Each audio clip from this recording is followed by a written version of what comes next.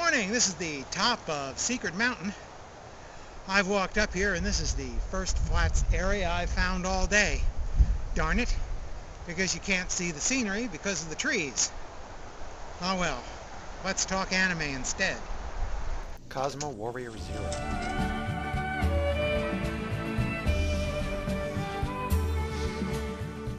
Cosmo Warrior Zero is a 2001 anime TV series set in the sprawling sci-fi future universe of manga legend Leiji Matsumoto's space pirate Captain Harlock.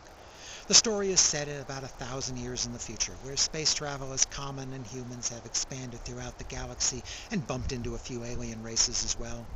These are young Harlock's early days when he's still fighting the machine men aboard his spaceship, the Death Shadow, which flies the Jolly Roger. The machine men were once humans on a distant planet, and they converted their flesh and blood bodies to mechanical bodies, becoming virtually immortal. But the process of mechanization caused much of what made them human. There was a war between the machine men and Earth, which ended with the defeat of the Earth and its occupation.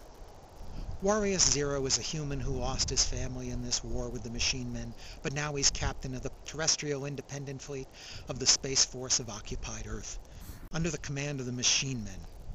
Captain Zero was ordered to go clean out the remaining space pirates, in particular that notorious Captain Harlock. He's given his old space battleship, the Karyu, and much of his old bridge crew back. The Karyu also gets a new first officer, Marina Oki, fresh from the academy and on the fast track to the top ranks. She's a very by-the-book author. I think she's also the only one aboard the Karyu who ever showers, or at least she's the only one we ever see in the shower. I wonder why that might be. The ship is crewed by a combination of humans and machine men, and they don't get along terribly well with one another.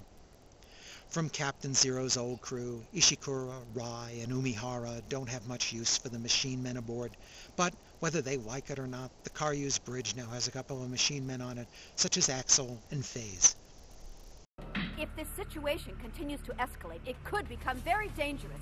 I propose that we immediately redistribute the labor more evenly, and with your permission, I could devise a new training regime. We'll work them so hard they won't have time to hate.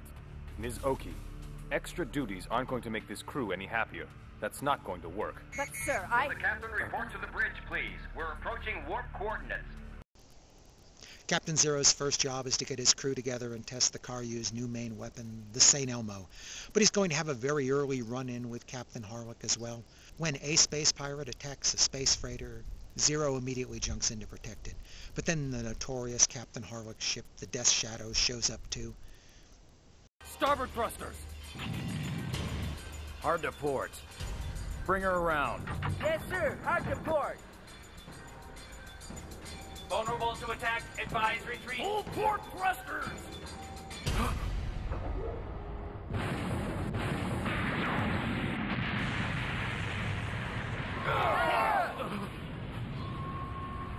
Get me the damage report.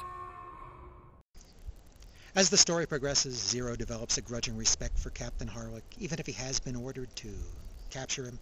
The two of them share some similar goals and a code of honor, but use vastly different methods. In episode 6, they'll actually meet and share a drink in a saloon in a small settlement called Gun Frontier. That's similar to America's Old West, and the town has appeared in other Harlock-related stories. When Zero questions Harlock's destruction of the freighter, Harlock responds with a bit of a riddle about the cargo. Two other Harlock regulars also make an appearance. Tochiro, Harlock's best friend and mechanic, plus fellow pilot Emeraldus. Maytel also drops in for a very brief appearance. Oh, and Yadaran drops in too. Since this story takes place early in the Harlock timeline, neither the Death Shadow nor Emeraldus' ship, the Queen Emeraldus, have the kind of weaponry and firepower that Tochiro later gave them. Although Harlock, Tochiro, and Emeraldus make several appearances in this series, it's Captain Zero and the Karyu's crew who are the focus of the story. The story follows two main plot lines. One is internal, resolving hostility among the Karyu's crew between the cyborg and the humans and uncovering a saboteur above the Karyu. The other is external, unraveling the larger conspiracy that Harlock obliquely hinted at and saving a planet or two along the way, and somehow reconciling all this with Zero's assigned mission of getting rid of the space pirate. Captain Warrior Zero strikes me as an odd, heroic type. He's not so much indecisive as just unwilling to act. He's not much of a man of action, and he dithers a lot. He also isn't much for discipline. His crew is often arguing with his orders. Marina is an interesting character too, interesting enough that the final DVD includes a 15-minute extra for background. She has a few secrets to reveal in that background. The rest of the Karyu's crew get enough time to flesh out and differentiate their personalities as well. Even a couple of the machine men get in on the act. As for the young versions of our old friends Harlock, Yataran, Tochiro, and Emeraldus, they have strictly supporting roles here. I'm not sure I entirely like Harlock as a character who's content to merely prod and watch Captain Zero from the sidelines rather than taking action himself. The series has a distressing tendency to move to the silly side. First, there's a wacky, cute robot assistant called Battleizer. Currently seeking to verify owner. Ship registered in outside solar territory. That gave me 7 Zark 7 flashbacks I really didn't need. Yes, I know there's a similar tin can in a couple of the Harlock TV episodes, but that one isn't a cybernetic idiot and doesn't show up nearly as often. Also, in the 2 episodes that show up in the Gun Frontier, Tochiro, Zero, and the pretty bounty hunter run into a creature called Big Beef Angus, a sort of Cowosaurus Rex. Gun Frontier is always a bit off base. Other than that stupid cow, the art from Inoki Films is nicely done. The character designs are by Keisuke Masanaga, who also did the designs for the recent Legiverse anime, Queen Emeraldus and Gun Frontier. He manages to capture the distinctive Matsumoto art style with some more modern shading and depth. It's directed with Kazuyoko Yakata, who also directed the earlier Maytel Legend OVAs from the Harlock universe. The CGI work on the space scenes can get a little rough around the edges, however. The instrumental opening theme by Gemini Art HQ, which also reprises within the episodes as background music, sounds like an interesting J-pop fusion with American country and western.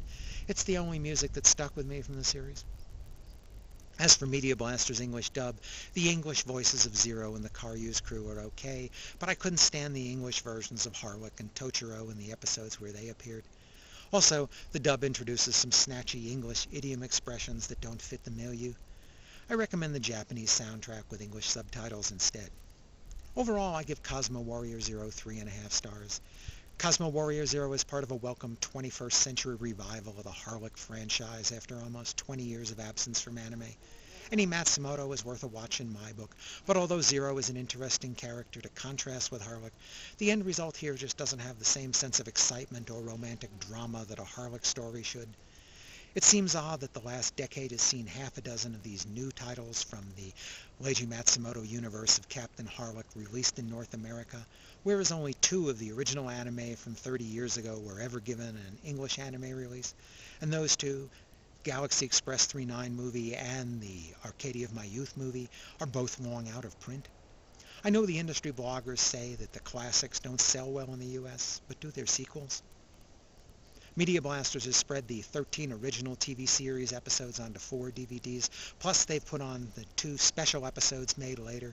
This pair of guide-in episodes is a 2-part side story about Captain Zero without his ship the Karyu or any of his crew, plus Harlock, Tochiro, and Emeraldus, and that bounty hunter from earlier in the series who got lost somewhere in that storytelling. Thanks for listening.